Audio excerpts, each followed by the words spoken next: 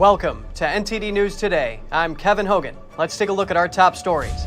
Talks between Russia and Ukraine restart in Turkey, where a Russian billionaire makes a surprise visit. We have the details for you. Russian troops in Ukraine allegedly kicked up radioactive dust as they drove through a forest near the site of the 1986 Chernobyl nuclear disaster. A Russian politician publicly criticizes the war in Ukraine at a local council meeting. She says she is prepared for the consequences of her actions. Former Secretary of State Mike Pompeo says China needs to be labeled an adversary instead of a competitor. And he says the U.S. should recognize Taiwan's sovereignty. We tell you why.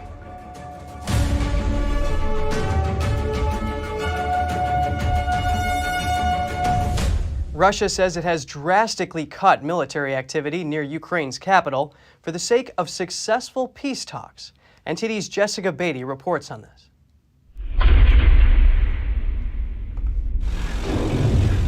Face-to-face talks between Russia and Ukraine started up again Tuesday in Istanbul. They're the first direct talks in more than 2 weeks. One surprise attendee is Russian billionaire Roman Abramovich. He's sanctioned by the West over Moscow's invasion of Ukraine. Ahead of the talks, Turkish President Recep Tayyip Erdogan told the delegations it's time for concrete results. He said it would benefit everyone if they achieve a ceasefire and peace as soon as possible. A Ukrainian advisor to President Volodymyr Zelensky said they're discussing security guarantees and a ceasefire to resolve humanitarian issues. Intensive consultations are underway right now on some important issues, the most important of which is agreement on international security guarantees for Ukraine. On Monday, Ukraine's foreign minister said there are some topics that are not up for discussion. The president of Ukraine gave clear instructions to our delegation. We do not trade people, land, or sovereignty. This is not a subject for negotiation.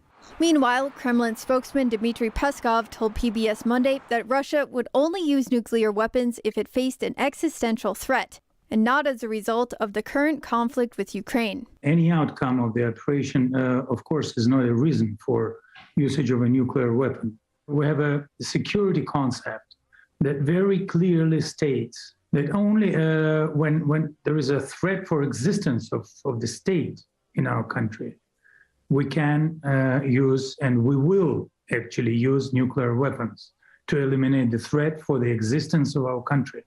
Russia's Deputy Minister of Defense said Tuesday that Russia has drastically reduced its military activity near Kyiv and another city to the north. He said the decision was made because talks with Ukraine are entering the, quote, practical stage. Jessica Beatty, NTD News. The Pentagon is planning to accelerate production of missiles as it continues to send weapons to Ukraine. These new weapons will go toward refilling the Defense Department's depleted stock.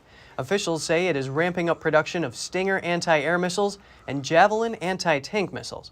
According to a recent military assistance wish list, Ukraine has requested the U.S. deliver 1,000 of these weapons daily.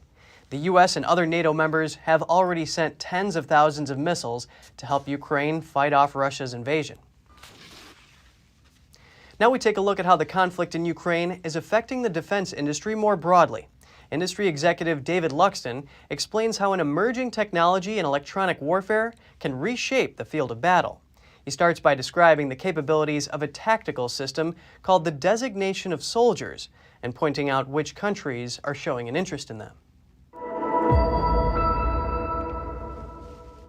And this is a high priority with NATO countries and NATO partners everywhere. And this is to be able to provide soldiers on the ground with real-time situational awareness information. In other words, what's going on, and to network them so they all know what's going on and they all have a common operating picture. That's one area. We take that a step further and actually apply it to weapon systems as well.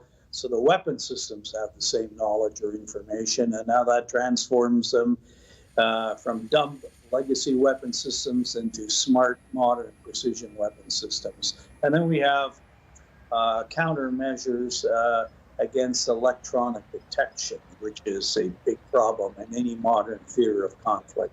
Even a relatively unsophisticated adversary can detect your location from your electronic transmissions, whether it's data, voice, whatever. And we have something unique that counters that in order to keep troops safer. So, David, what are you seeing? Which side of the conflict is employing these tactical services more? Well, right now, these are new next-generation systems, and so they're not fielded anywhere in any significant quantity, but we're suddenly seeing real acceleration in interest from NATO countries and from countries like the Ukraine involved in the conflict. But this is the future of warfare, and so we expect to see this become ubiquitous and standard in the battle space. You alluded to the underdog being able to use these effectively. How would Ukraine employ these tactical services?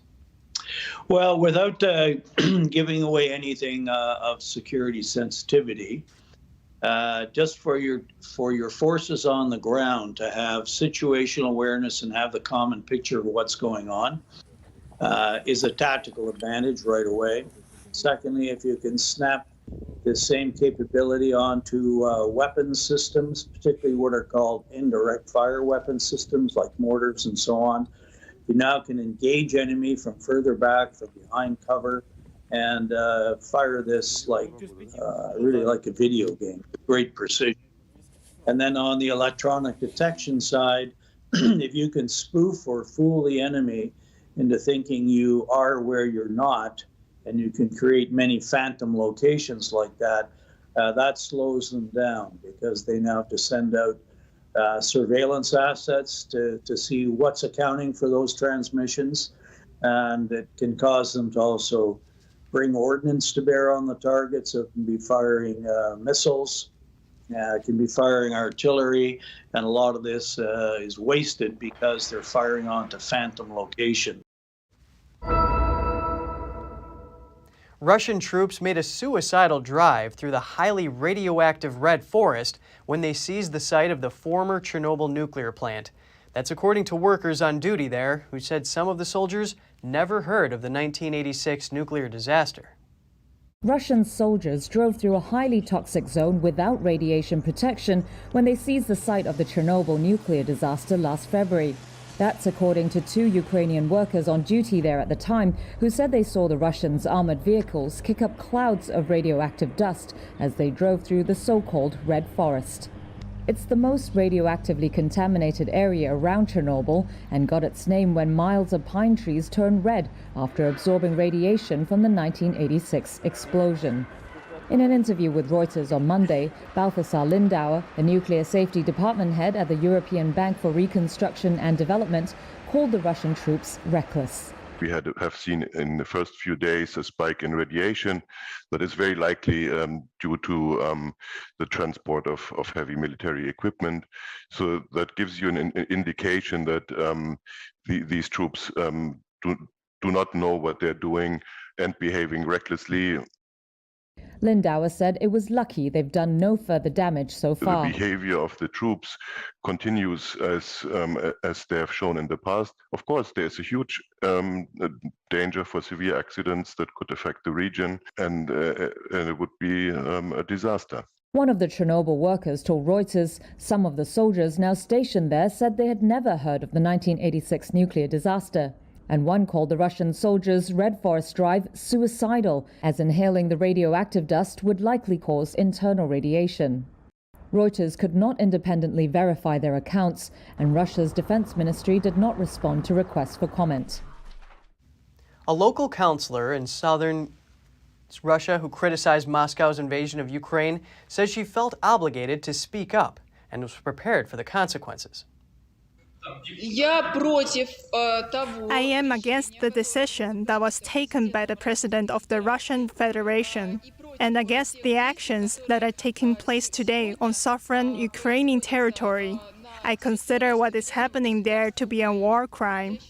The district council has asked law enforcement to investigate Deputy Nina Belyayeva for extremism after she made the comments on March 22nd. Public criticism of the war carries risks. Thousands of Russians who took part in protests have been detained over the past month, and a state TV producer who interrupted a live TV news bulletin by holding up an anti-war sign has been fined. At the meeting, some council members asked the deputy what was going through her head. Another asked her to consider the Russian soldiers who are giving their lives. One counselor accused her of encouraging Russian soldiers to surrender, an allegation she denies. The deputy said that as of Friday night, she had not been charged with any offense. Although she does not support the war, the Russian Communist Party, to which she belongs, does. Residents from Mariupol in eastern Ukraine are fleeing the besieged city. What have they experienced, and what are they saying? Shattered by Russian artillery, the windshield of a car that a Ukrainian family used to make their two-day escape from the besieged port city of Mariupol. We meet Natalia shortly after her family reaches relative safety in the parking lot of a superstore on the edge of the Ukrainian city of Zaporizhia. The day before yesterday, an artillery shell hit our house, she says. Half of the house is gone. This is what was left. If Russia sees this, I want them to know that they aren't defending us. They are killing us because they seem to think they're defending us, and that's just not true. This parking lot, an unofficial gateway to Ukrainian-controlled territory for more than 70,000 Ukrainians who officials say fled Mariupol. The evacuees look shell-shocked. They arrive in vehicles draped with white rags and signs that say children, and some, like 4-year-old Alisa Isayeva, show up in yellow school buses. They were bombing us, she says. Bombing us with planes and tanks. Alisa's aunt Lilia says she suffered from a concussion for days after a strike hit her home. We walked among corpses. There were bodies under the evergreens, soldiers without heads, without arms. They're lying there. Inside the superstore, volunteers and the city government are trying to help. For some who survived Russia's modern-day siege, this is the first hint of safety they've had in weeks. Outside, Yulia Mishodova and her son Stanislav have just arrived. And bear! Stanislav is chatty and upbeat, but his mother appears unsteady. When Russian warplanes bombed, she says, the family hid under the dining room table, surrounded by pillows. When the plane flew past, we were sheltering in the center of town. Until now, my ear still hurts from the shockwave. The unlikely safe haven provided in this parking lot is precarious. Ukrainian officials say Russian troops are positioned barely a half-hour's drive away from here. Ukrainian women have endured many hardships during Russia's invasion of their country, between leaving their homes behind and fleeing with their children, as well as some experiencing the horrors of being pregnant in maternity wards amid Russian bombings. But how have Ukrainian women responded to these challenges? Author Vanessa Ferlano offers her insight. I think it's phenomenal. I mean, first of all, you have that, some of them having to forced to flee with their children, with their family, very, very challenging. But I think you have so many of them are still united and still banding together with the nation through their empathy, through their compassion. They are coming back and they are finding ways to support, whether it's right on the front lines or supporting those that are fleeing. And I think it's a really beautiful thing that's happening. There's so much happening around them. There's so much being taken away from them, but they are still there and they are still finding ways to stay connected and be united together as a nation. What can you tell us about the culture in Ukraine and how it relates to how women have responded? I mean, I know that traditionally the Ukraine culture, I think that women always had a little bit more of a voice and they were always more celebrated. But now I think everyone in the world, we're able to see this. We're able to see what happens when we empower women and we give them that space and their voices. No one had to ask them to step up to the plate. They did it because they were connected and they used all these things that are often kind of squashed, empathy, compassion. Those things in leadership aren't often really allowed. But in this case, that is what they're doing. They are expressing this and they are staying here. They're stepping up to the plate. And that all comes from that cultural background of having been a little bit more celebrated than the way that in maybe more Western cultures. I know for a fact with marriage, actually, Ukrainian women had the option to turn down the giving away by the groom. And I think it's things like that, right? Those little things that gave women voices that maybe were not the same in other nations. That empowers people, and that's what we need to be seeing on the global stage now. So Vanessa, some Ukrainian women have chosen not to flee, but instead to join the country's military services. What do you make of this? I mean, it's phenomenal. It's phenomenal to stay there and support your nation. That's what it's all about. It's about being grounded. It's about understanding who you are and what you believe in, and not letting anything scare you. And I think it's amazing. I think when we look historically back at World War I and World War II, women did step up, but now it's being celebrated. At the time, it wasn't necessarily celebrated as much, but now they are being celebrated globally for those actions. And it's phenomenal to see our nations coming together this way. It really is.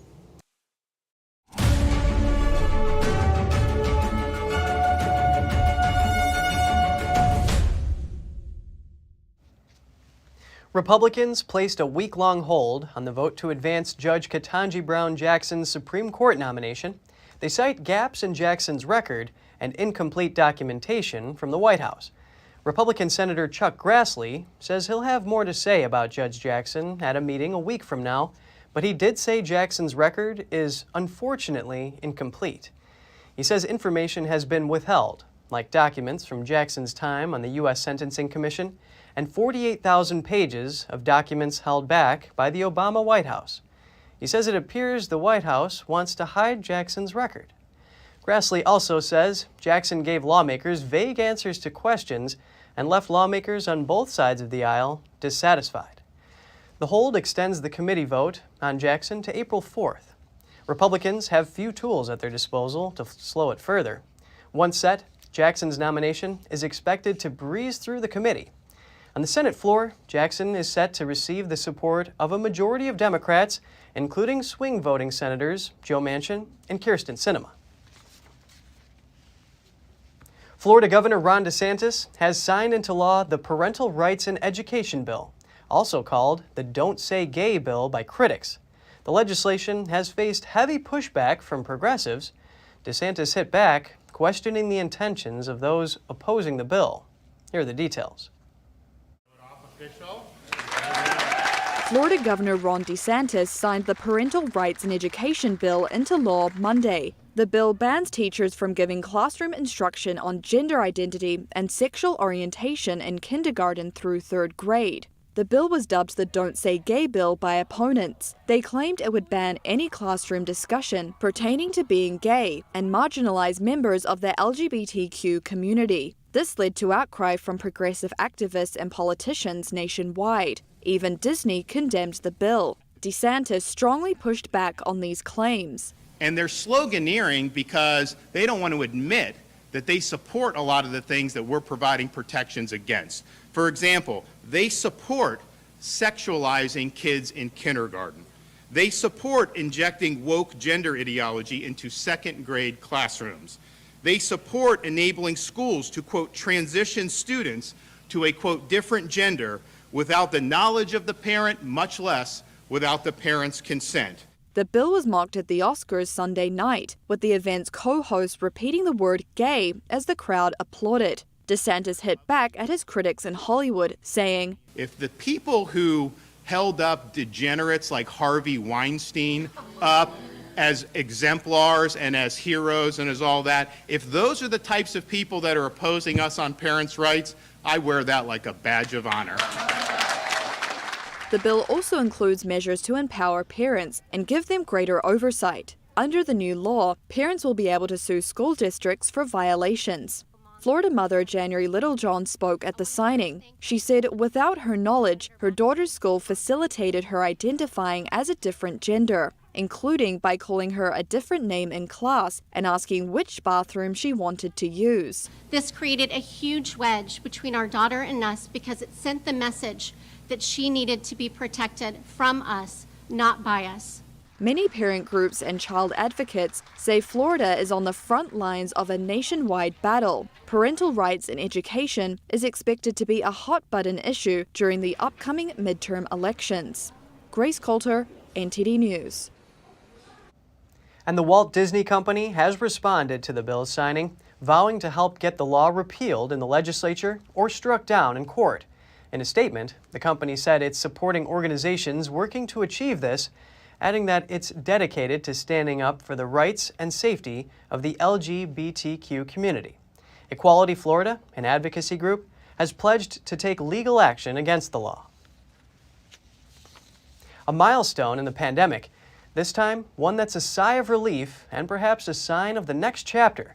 The last U.S. military medical team responding to the COVID-19 crisis wraps up its clinical mission today.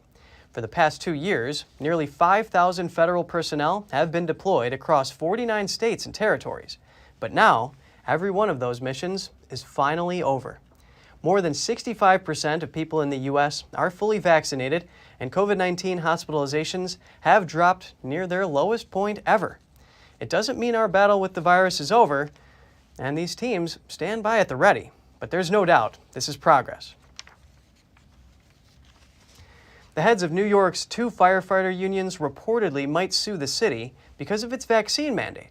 As of last week, athletes and performers in the city don't have to be vaccinated anymore, but all public and private sector employees still have to be vaccinated in order to work in the city. The heads of the unions said they want to sit down with Mayor Adams to discuss the mandate. Adams responded that he is willing to sit down with everybody who wants to talk to him, but he made clear that no changes to mandates will be made before his health experts advise him to do so. He called it removing the mandates in layers. Around 1,400 city workers lost their jobs when the public sector mandate was implemented. Unvaccinated United Airlines staff were allowed back on the job yesterday after being put on unpaid leave. That's according to an internal memo reviewed by Fox Business News. United's Vice President of Human Resources said in the memo that the airline is confident in its ability to safely bring back the employees, citing a decline in virus cases, deaths, and hospitalizations. Over 2,000 United employees who received a medical or religious exemption from the vaccine were placed on unpaid leave. The memo says that 5 out of the 2,200 employees who had received an exemption died of the virus. Employees were also told the company will reevaluate protocols if another variant emerges or the COVID trends suddenly reverse course. Amazon is gearing up for its toughest labor fight yet. Warehouse workers in Staten Island, New York, and Bessemer, Alabama, will determine whether or not they want to form a union. If a majority votes yes at either location, it would mark the first successful U.S. organizing effort in Amazon history. Rejection would notch another victory for the country's second largest employer in keeping unions at bay. Last April, workers in Bessemer overwhelmingly voted against a union bid. Federal labor officials later scrapped the results and ordered a redo, ruling that Amazon tainted the election process. Ballots for the second election were mailed to 6,100 employees in early February. The counting process is expected to start this week. Meanwhile, Amazon workers in Staten Island warehouse began in-person voting Friday in their first union election. The facility is one of Amazon's largest in New York City, with more than 8,300 employees. Voting will wrap up Wednesday, with the counting expected to begin soon after. FedEx has a new leader. Raj Subramaniam has been named Chief Executive Officer of the U.S. Package Delivery Company. He's filing the shoes of Fred Smith, who started the company in 1973. Smith says he feels a, quote, great sense of satisfaction that a leader of the caliber of Raj Subramaniam will take FedEx into a very successful future. It won't be easy, though. Subramaniam will transition from his current role as COO into his new position in June 1st, as the company faces mounting competition from UPS and Amazon. Walmart plans to stop selling tobacco products at some of its stores in the U.S. A spokesperson for the world's largest retailer says it made the decision after looking into tobacco sales. Walmart did not say how many stores will stop stocking the products. According to the Wall Street Journal, the company is removing cigarettes from stores in various markets, including some locations in California, Florida, Arkansas, and New Mexico. The Journal reports the stores will replace cigarettes with other products like food or candy, and more self-checkout registers. Up next, Will Smith apologizes to Chris Rock after slapping him at the Oscars award ceremony. It comes after the Academy said it could punish Smith. Stay tuned for more here on NTD News.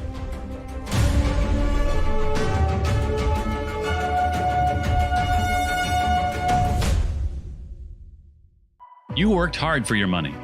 You invest in stability for your retirement and your family's future, to build and leave them with something greater. The next unprecedented financial crisis, political misstep, or unstable government can depreciate it all away. It was called the gold standard for a reason, the financial preservation of tomorrow. Diversify your assets against inflation, market volatility, and the unknown with real money. Hedge your wealth with the purest form of money, physical gold and silver. Because any currency printed on paper can be manipulated. What's backing up your IRA? Do what you need to do right now to be prepared with the Reagan Gold Group. Visit now, rggusakit.com, or call us at 866-912-1384. Receive up to $2,500 in free silver coins and a free safe with your new precious metals IRA. Call now. Secure, the true solution for your digital privacy and security. Secure is a private and secure messaging and email solution hosted in Switzerland, using military-grade encryption and Swiss privacy laws, giving you true privacy. Secure is 100% private and does not collect or sell any of your personal data. Secure's Helix technology connects you securely to our Swiss servers without the need of a VPN, guaranteeing privacy and security for all your communications. Secure Messenger doesn't require your phone number or any personal data that hackers target. Chat by Invites allows you to chat privately and securely with anyone outside of your secure network without the need for others to download Secure. Secure Send offers you a private and secure way to email anyone outside of Secure. You won't find this level of privacy or security on any other email or instant messaging application. Visit secure.com. Regain and protect your privacy today.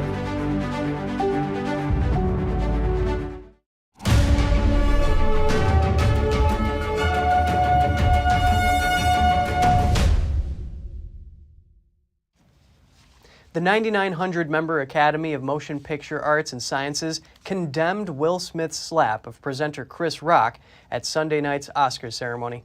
The Academy says it started a formal review of the incident. A day after Will Smith's shocking slap of Oscars presenter Chris Rock, the Academy of Motion Picture Arts and Sciences condemned it and said it had started a formal review. In a statement on Monday, the Academy said, quote, "We have officially started a formal review around the incident and will explore further action and consequences in accordance with our bylaws, standards of conduct, and California law." Smith walked on stage during the televised ceremony and struck Rock in the face after the comedian made a joke about the appearance of Smith's wife, Jada Pinkett Smith, who suffers from a disease that causes hair loss. Wow! Smith then returned to his seat and screamed at Rock. Rock told Smith it was only a joke, but Smith shouted a second time, louder and more deliberately. The Academy's Standards of Conduct policy states it is, quote, "categorically opposed to any form of abuse, harassment, or discrimination."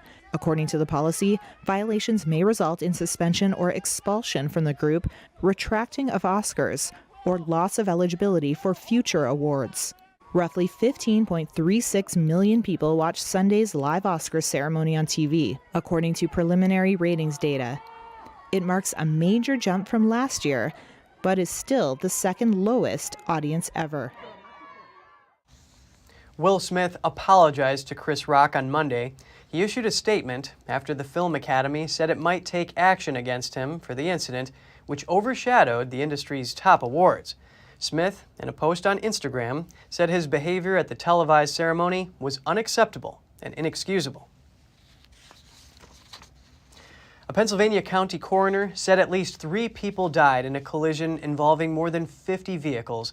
The pileup closed a portion of an interstate and sent more than a dozen people to area hospitals. Officials believe a snow squall clouded visibility and likely contributed to the accident. Multiple tractor trailers were involved in the initial crash. Emergency personnel from 4 different counties responded and took about 20 patients to area hospitals for treatment.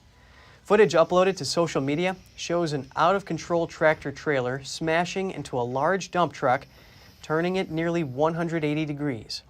Another large truck spewed black smoke and orange flames into the air. An SUV struck a passenger car, sending the sedan spinning, just missing its driver, who stood on the shoulder of the highway. Schuylkill County's Transportation Authority helped transport uninjured motorists involved in the crash to a warming center set up by the local Red Cross. The body of a 1-year-old Florida boy who had been missing for a day was found on Monday in a septic tank on the property where his family lives. Investigators say evidence points to his death being accidental. Putnam County Sheriff's Department says Jose Lara's body was found in a septic tank about 35 yards from his family's home in Putnam County. This was after investigators searched for him and decided to drain the tank. More than 120 law enforcement officers and firefighters searched a 2-square-mile area since Sunday. The decision was made early Monday to drain the septic tank. A plywood board that covered the septic tank initially didn't look like it had been disturbed, but investigators believe the boy stepped on the rotted cover and fell in. Police in New Jersey are investigating an unusual accident involving a human corpse. It happened Friday. According to Paramus police, a truck pulling a horse trailer crashed into a funeral home van and a body was ejected from the vehicle. 3 people were taken to the hospital. However, their injuries were not considered serious. The horse in the trailer was not hurt. Another Bay Area news outlet is the victim of a recent crime. This time, it was an entire office. Property was lost, but fortunately, no injuries were reported. The city of Oakland has seen a few recent incidents of news crews being robbed and attacked. However, this time it was a newspaper office. Employees at the Oakland Post came in on Thursday morning to find their offices ransacked. The paper's editor, Paul Cobb, told Mercury News that fortunately nobody was hurt during the crime. The paper's business manager said they estimate a loss of about $15,000 in property and damages. The Oakland police said they are still investigating the incident and no arrests have been made so far. The Oakland Post is where slain journalist Chauncey Bailey worked as editor when he was assassinated in 2007. Bailey was killed by the former leader of Your Black Muslim Bakery for an investigative story the journalist was working on. Earlier this month, a portion of the street the Oakland Post is located on was named Chauncey Bailey Way in the journalist's honor. Jason Blair, NTD News, California. Firefighters in Florida were part of an effort over the weekend to rescue an adolescent bald eagle caught in a section of fishing line. The rescue team included Wildlife Rescue of Dade County, Miami-Dade firefighters from Platform 34, and an employee of Zoo Miami. After rescuing the eaglet, named R2, the team got rid of the excess line. Wildlife workers were hoping R2 would stay around for the next few days and continue her fledging phase. However, she ended up in the backyard of a nearby home and apparently still had fishing lines stuck to her foot. Firefighters again worked with Wildlife Rescue of Dade County to place her back in the nest. 3 people died and 5 were injured yesterday after a light aircraft crashed inside a supermarket in central Mexico. The accident occurred in Morelos State, about 40 miles south of Mexico City. Emergency workers arrived at the scene where they assisted the 5 injured people, 4 of whom were shopping at the supermarket when the aircraft crashed. Local authorities say the 4 people on board the aircraft took off from Acapulco and headed to Puebla.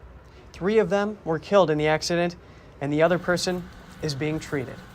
The Morelos Prosecutor's Office and Civil Aeronautics will investigate the causes that led to the accident. Coming up, the U.S. and the Philippines launched a joint military exercise, the largest in 7 years. This comes amid Beijing's expansion in the South China Sea. Solomon Islands Prime Minister defends a security deal with China. That's in response to backlash from the country's Pacific neighbors. That and more after this short break.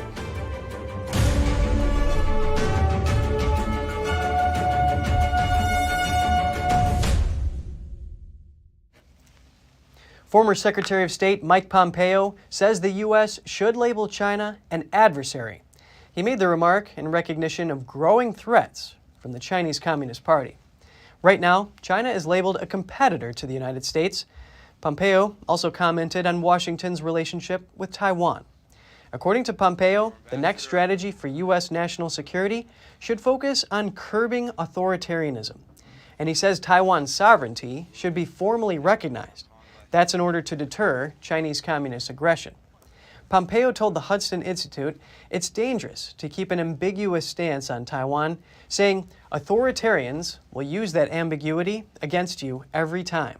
We ought to acknowledge that Taiwan is an independent nation.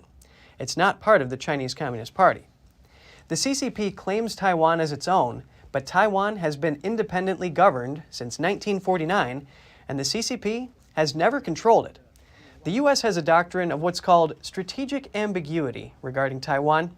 It means it doesn't affirm nor deny whether it would help Taiwan militarily if the CCP threatens its independence. Pompeo made the comments ahead of Biden's upcoming national security strategy. It's expected to be released soon. Over the last year, the administration has recognized China as a strategic competitor. It's a designation the Trump administration first developed and Pompeo helped to craft. Though now Pompeo says, we use the word competitor, I would use the word adversary today if I were writing this myself. Pompeo said he doesn't believe the current administration understands the threat posed by the CCP, and he questions Washington's decision to place climate change ahead of an increasingly adversarial relationship with China. He says it sends the wrong message internationally, adding, the Chinese Communist Party itself understands power deeply, and they respect only power. Not too terribly long ago, President Biden was with a group of soldiers. He told those soldiers, uniformed military personnel, that the greatest security risk to the United States of America was climate change. I think that's very telling about what he personally believes. The former top U.S. diplomat said those beliefs were impacting Washington's ability to deter its adversaries. Some of Biden's cabinet members are rather hawkish toward the Chinese regime, though his administration gave what has been viewed as a concession to the CCP when it announced it was ending the China Initiative. The program sought to counter the regime's espionage. What's more, the Senate just passed a bill boosting U.S. competitiveness.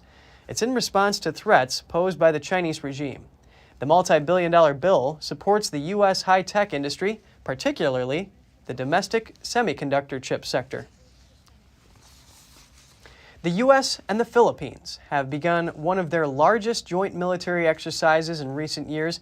This comes amid a growing threat from Beijing in the South China Sea. Filipino and U.S. forces kicked off their largest joint military drill since 2015. The two sides held an opening ceremony in the Philippine capital of Manila.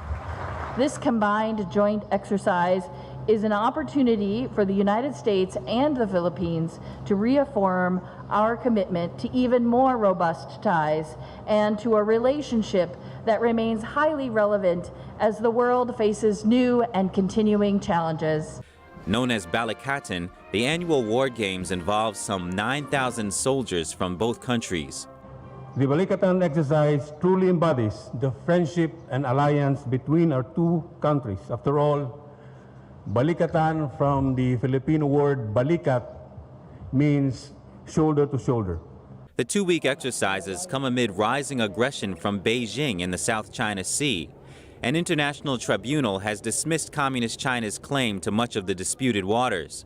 But for years, the regime has been building military bases on artificial islands in the region. So far, it has fully militarized at least 3 of the islands there.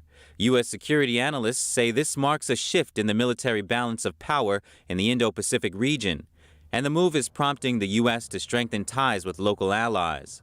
As we work continuously shoulder to shoulder, this exercise shall certainly strengthen the interoperability of both our armed forces for mutual defense, humanitarian assistance, and disaster response, and decisively contribute to the peace and stability of the Indo-Pacific region.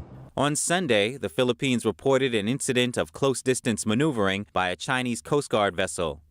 It came within about 20 yards of a Philippine patrol vessel, allegedly constraining its movement.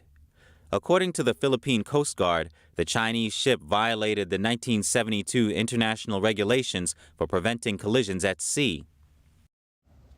Solomon Islands is on the verge of reaching a security deal with China.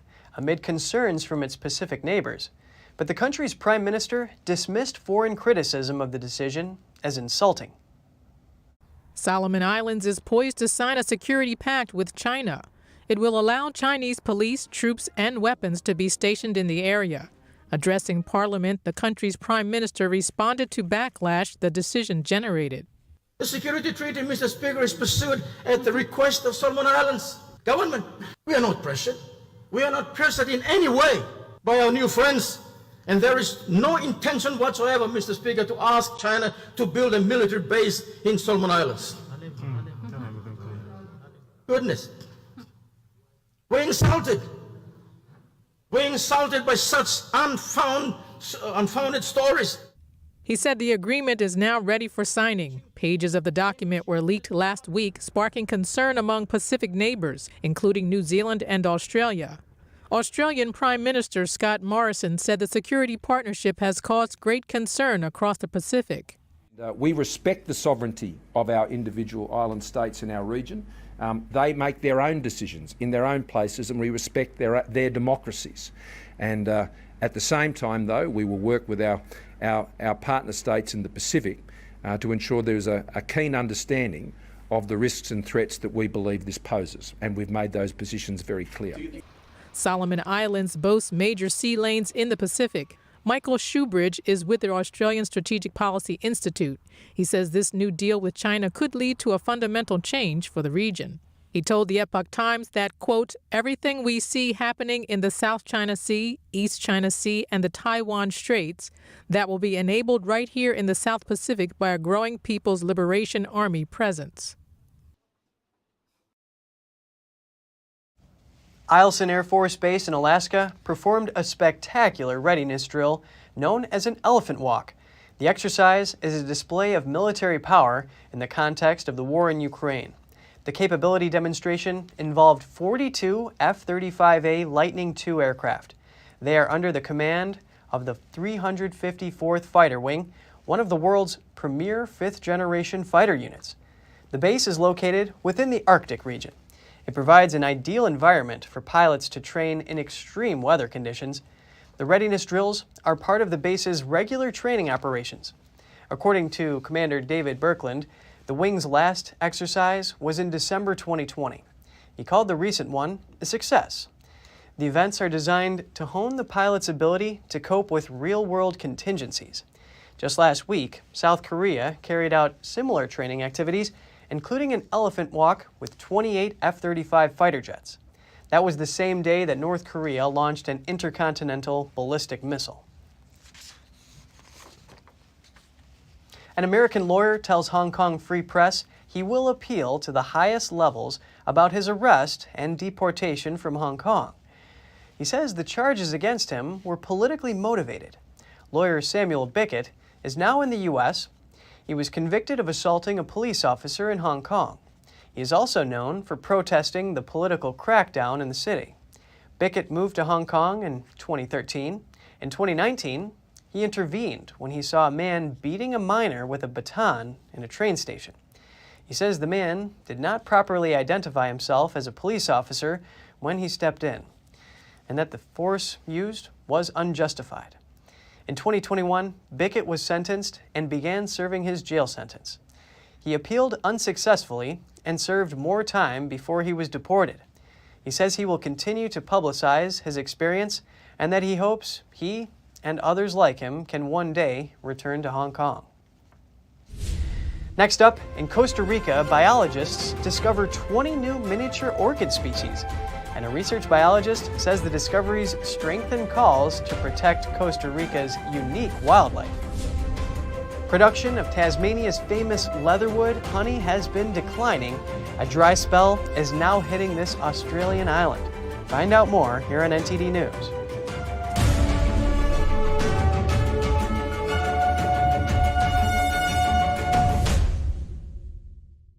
We are being censored.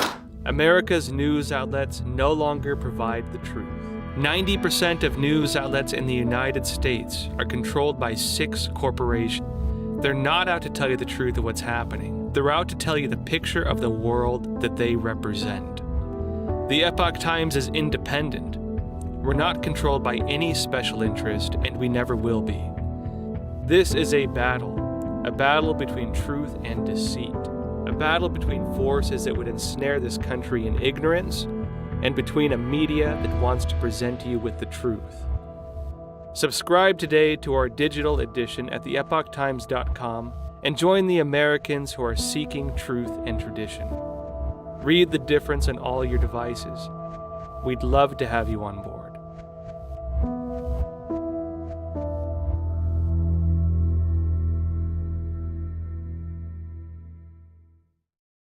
Hi, I'm Smokey Bear, and I made an assistant to help you out, because only you can prevent wildfires. Hey, Assistant Smokey Bear, call me Papa Bear, because I'm grilling up dinner.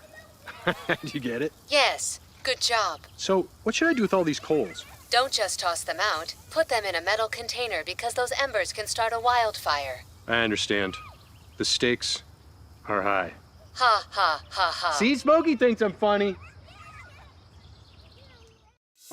At The Nation Speaks, we don't just scratch the surface. We want to go wide and deep.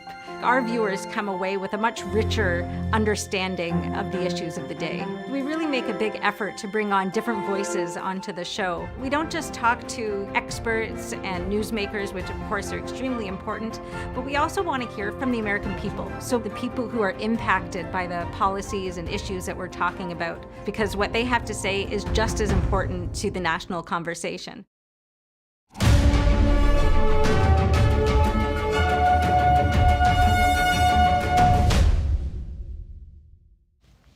In Costa Rica, biologists have recently discovered 20 new miniature orchid species. It's thought that a third of orchid species growing in Costa Rica are indigenous to the Central American country, strengthening calls to protect its unique biodiversity. NTD's Andrew Thomas has more. At Lancaster Botanical Garden at the University of Costa Rica, university researchers say they've discovered 20 new miniature orchid species in conservation areas and biological reserves across Costa Rica. Research biologist Adam Karamans says the discoveries strengthen calls to protect Costa Rica's unique wildlife. The fact that we still discover so much unknown biodiversity in the country speaks of the richness that Costa Rica has of biodiversity, specifically of orchids and other organisms, but it also speaks of the responsibility that Costa Rica has to conserve these organisms, because being endemic to the country and that they only grow in one of these protected areas means that we Costa Ricans must take care of them. Among the newly discovered species is the Epidendrum capitolinum, found just 10 miles from the center of San Jose. Costa Rica currently has about 1,600 different orchid species registered. Among those species are the smallest orchids in the world. At Lancaster Botanical Garden, the endemic orchid species of Costa Rica are exhibited to the general public. Among them, the Guardia Morada, the national flower. Costa Rica has the highest rate of orchid species per square kilometer in the world. Costa Rica has an average of 1,640 different orchid species registered at this moment, thanks to the work we have been doing in the last years, and that puts it on par with mega-diverse countries like Colombia, Brazil, Peru, and Ecuador. But being a much smaller country, Costa Rica is really an incredible place to study this type of plants. Orchids' diverse colors and scents have a habit of attracting pollinators. Some of the country's most common visitors are insects and birds, which feed on the nectar the flowers provide. Andrew Thomas, NTD News. Tasmania is famous for its leatherwood honey, but now a dry spell is putting production at risk. Reduced rainfall in Western Australia has locals concerned. Deep in the Australian forests of Western Tasmania, there are fragile flowers that burst from leatherwood trees. It's unique. This place we're in right now is absolutely unique. You'll never find it in the world anywhere else. Tasmania's beekeepers rely on the leatherwood trees to produce their world-renowned honey. But this year, the flowers are withering just a few weeks after blooming. The whole forest is dry. The moss is dry, it's dry. If you dropped a match in it, it'd go like a bonfire. And yeah, you wouldn't stop it. And I'd hate to see a fire in this area because once leatherwood's burnt out, it's finished. Never comes back. For 90 years, the Stevens family has been making honey here, and this is the driest period they've seen in the rainforest since 1973. 4 years ago, the leatherwoods didn't produce any flowers. The average rainfall in the region should be around 200 millimeters, or about 8 inches every month during summer, but not this year. So what we saw were less than 100 mils per month over large parts of Western Tasmania. So that's less than half of what we'd normally get. Seasonal conditions are not the only factors stressing beekeepers. Many leatherwoods have disappeared. Since the 1960s, we've lost about 80% of the leatherwood resource in Tasmania, not just due to forestry, that's also forest fires. It's not only honey production that's in trouble, but food crops that rely on bees for pollination as well. And while the production of honey will be reduced this year, Stevens remains positive. For the next 2 or 3 weeks, across our legs and fingers, and hope the sun keeps coming out and we'll do all right. Tasmania's forestry agencies have reached an agreement with beekeepers. Together, they are working to ensure protection of crucial leatherwood regions.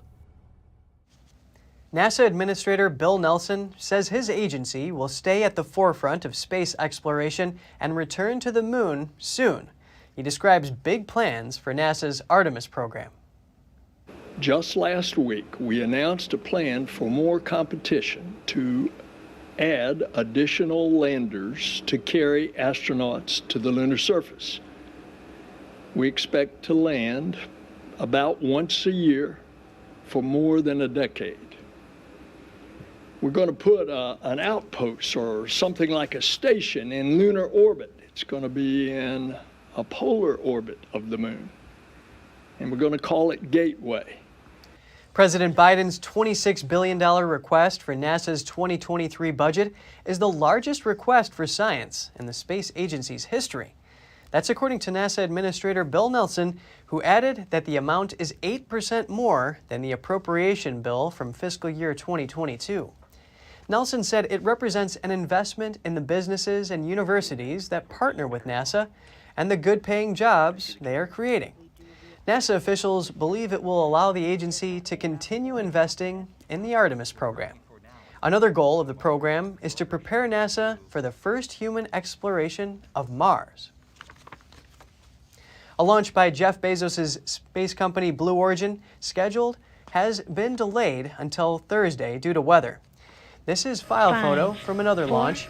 This week's scheduled launch came to public attention when it was announced that Saturday Night Live star Pete Davidson would be on board. He canceled the trip after it was delayed by 6 days a couple of weeks ago. The company employee was selected to occupy his seat alongside a small group of other paying customers. The launch will mark the 4th crewed mission by Blue Origin. Astronaut food is getting a major upgrade, celebrity chef style. Jose Andres is preparing a special version of his signature paella to send up to the International Space Station. The chef concentrated not only on giving the Spanish staple bold flavors that the astronauts would enjoy, but also on fulfilling strict nutrition requirements set by NASA. The finished product is scheduled to go up to the space station next month. It will ride alongside the first mission to the ISS with an entirely private crew. Axiom Space is funding the trip. Did you know that moving your body benefits your brain? Let's get some tips from Gina Marie, who brings us Strong Mind and Body.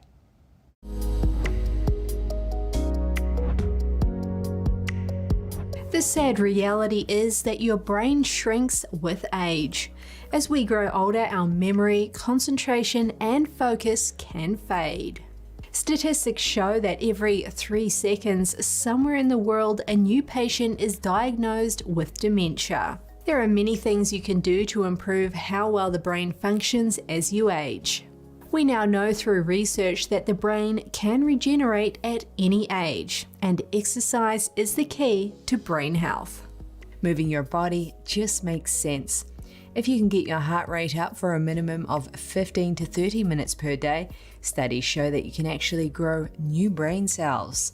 There isn't a part of your body that can be at its peak without oxygen and good circulation. So stop overworking your brain all week with stress, worry, and scattered thoughts. Try to establish a habit by doing some form of body movement every day for 30 days. Go for a walk, hike, bike ride, turn on some music and dance, or use a jump rope, whatever you like, for 15 to 30 minutes. Attempt to get your heart rate up to the point that you are sweating or slightly breathless. Studies show that exercise in the morning allows you to burn calories, set your day on the right track for higher production, enhances mood, energy, and focus. Here are a few other benefits of exercising. Exercise helps you connect with others socially, which is one of the determinants of living longer. Allow your brain the space to manage stressful events and to help set your emotional state for the upcoming day. Lowers inflammation, which is connected to body pain, fatigue, and autoimmune diseases and dementia. Exercise is an extremely effective tool for managing and treating depression and anxiety. Exercise helps you control your eating, cravings, and overall weight as you age. Exercise regularly enhances deeper sleep at night, restoring your body and brain. So the next time you get frustrated that you can't remember the simplest of things, treat yourself to a good brisk walk. Thank you for joining us. Until next time, Kevin Hogan, NTD News, New York City.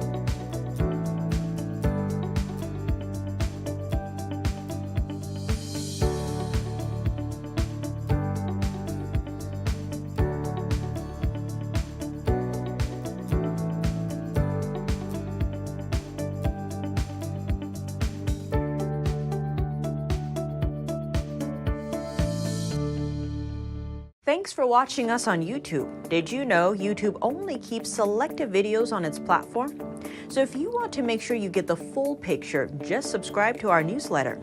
Go to newsletter.ntd.com and sign up. It's free.